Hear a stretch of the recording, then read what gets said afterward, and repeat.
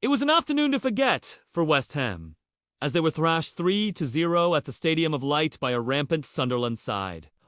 Hi, it's me here with the football. And first off, I just wanted to say thanks for your support over the last few days. We've had a lot of fun doing those shorts, but it's good to be back.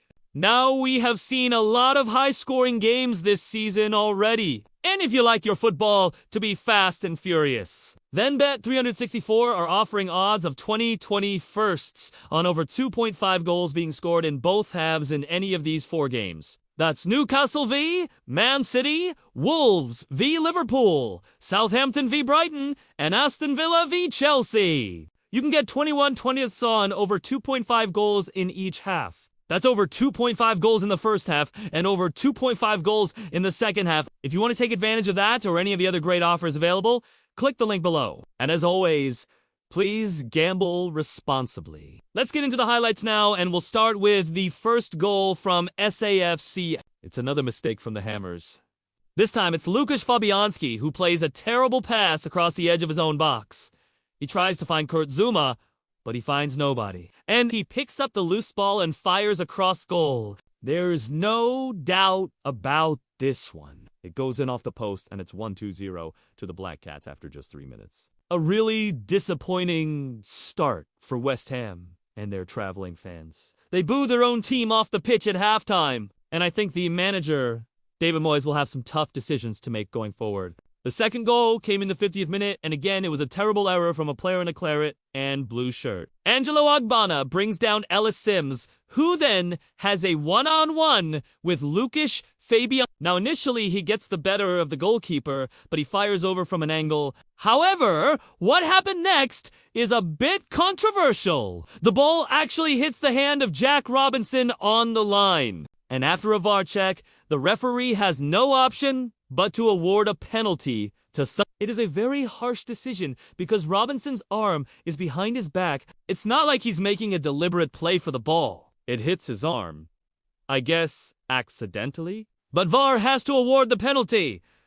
And it's Ross Stewart who steps up and sends Fabianski the wrong way.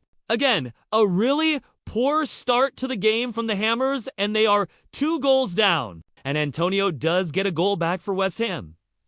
He controls with his chest and fires in a volley from 12 yards out. It's a great finish, but it's ruled out for offside. Check it out. Here is the initial cross coming in. This is where Danny Ings is causing problems. He's actually in an offside position, but he doesn't touch the ball. He's not involved in the play at all. But look at Antonio here. He's also in an offside position, and he's the one who gets the final touch. So it's a really tight call. But VAR rules it out for offside, and it remains 3-0 to Sunderland. After 76 minutes, West Ham have a great chance to get themselves back into the game. It's a free kick in a dangerous area. It's just outside the box on the left-hand side. And who else but Jarrod Bowen steps up to take it. It's a great free kick specialist.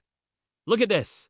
He curls it towards the top corner. But so now West Ham have a mountain to climb. They need 2 goals to get themselves back into this game. And for a while, they do look dangerous. Lucas Paqueta plays a 1-2 with Bowen, and he lets fly from 20 yards. It's a decent effort, but it's comfortably over the bar. Then there's a scramble in the box, and Declan Rice gets a touch.